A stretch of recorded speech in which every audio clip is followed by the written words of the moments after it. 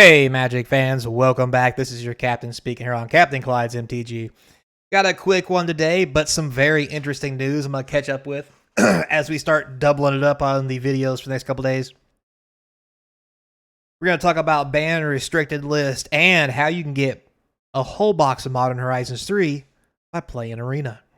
So before we get started, don't forget, comment, like, subscribe, hit that notification bell. The comments down below will feed that YouTube algorithm and help us get a little more viewers, because once we get to 1,000, we've broke 915, I think. I don't remember. We broke 900, at least 900.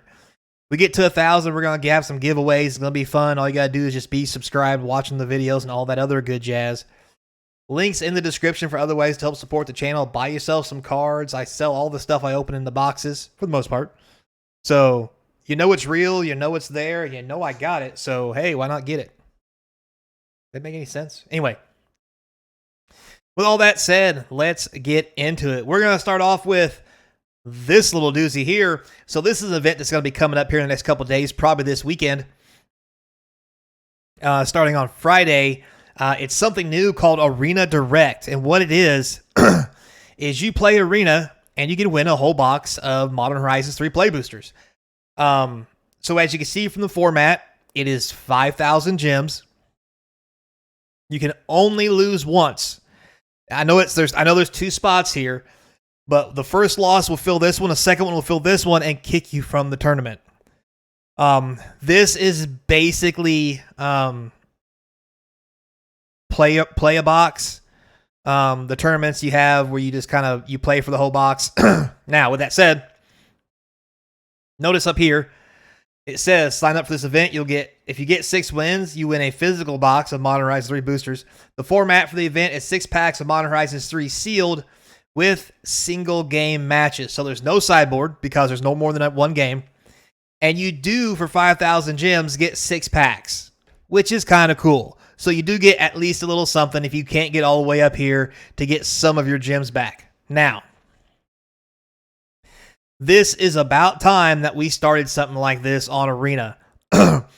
The old Moto had it where you could collect cards, and if you collected a whole set, they send you the physical cards if you turned them in, yada, yada, yada. Now, Arena's never had that, which is one of the biggest problems with Arena. You can't get cards from playing in it. I think this is a good compromise where you can play in a tournament, and if you get 6 wins, you can get a whole play booster box of Modern Horizons 3. And I expect to see them do this more moving forward with other sets as well. Now, with that being said, this is a premium box. So I understand the 5,000 gems. If we go forward and we get other play booster boxes, for example, Bloomburrow, it will be rather, let us say, unfair, since Bloomburrow is going to cost literally half as much as play boosters for Modern Horizons 3 for them to charge the same 5,000 gems. Now, do I think they will? Most definitely. I think they will. But what they should do is redo this with all the standard sets as well for 2,500 gems. And I think that's pretty fair, in my honest opinion. So, we'll see what happens. This is probably going to be a feeling out period for this kind of event to see if people like it. Feel free to stay tuned this weekend. If I play this event, I probably won't play it live, since I don't want to say people's going to get on there and see if they can get buddied up against me and cheat off my screen. But you never know. So I think what I'll do is I'll go ahead and I'll run this event live if it's available on Sunday. And when I do, just know that if I get paired up with somebody who's obviously on my stream, I'm probably going to pause the stream and just record it. So we'll see how it goes moving forward. But when it's all said and done, I'll probably just play it early, record it, and then just put it on the channel later. Also, with that said, we don't know how long this is going to run yet. I'm sure it's been announced, but I want to see, once it gets placed, what this timer goes to see how long it will take. It would be nice if this was a month-long event. I think that'd be cool. But I have this weird feeling it's probably going to be for a week, so we might have to get it where we can. So if this is what you're into and you like sealed and you want some free cards on Arena and you've got some gems laying around, definitely would be getting into this. So I think this is good foreshadowing of what's to come. So remember to get them dailies done, save up, switch all your gold to gems as soon as possible by using the daily shop and all that good jazz, so that you can get in here for some real Magic cards if you're good enough. So with that said, next let's talk about the banned and restricted list. So the announcements for banned and restricted, as everybody knows, is nada, zilch, zero, not happening. They feel that everything is A-okay. With that said, we all know for the most part, it is not A-okay.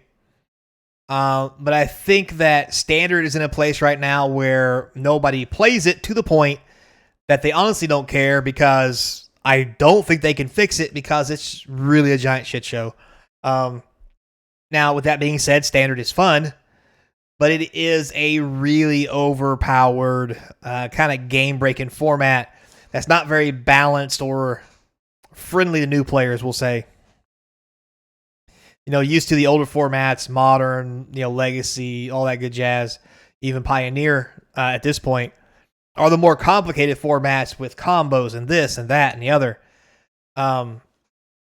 So it's really interesting to see them take this stance, especially with all the new cards that got released. For example, Ruby Medallion reprinted into Modern along with Ral, which makes one hell of a combo. I believe Modern has a two-turn kill now from that, shown by Aspiring Spike. Go check him out. I mean, if you want to be up to date on some of the hottest and coolest and some of the best decks in Magic, Aspiring Spike is probably your man to get a first peek at it. So, yeah. There's along with other things as well. I mean, everything from Atraxa to the red-white Convoke deck, which I think is actually okay to some degree. Lots of shenanigans. Shenanigans abound. So, yeah. It's interesting that they say no. But we'll just have to wait and see. I think it's another 2 months or so, or 3, maybe in August we get the next announcement after Bloomborough has been in for a bit. So, and to be fair, if they're not banning anything now, they're not going to ban anything till after Bloomborough.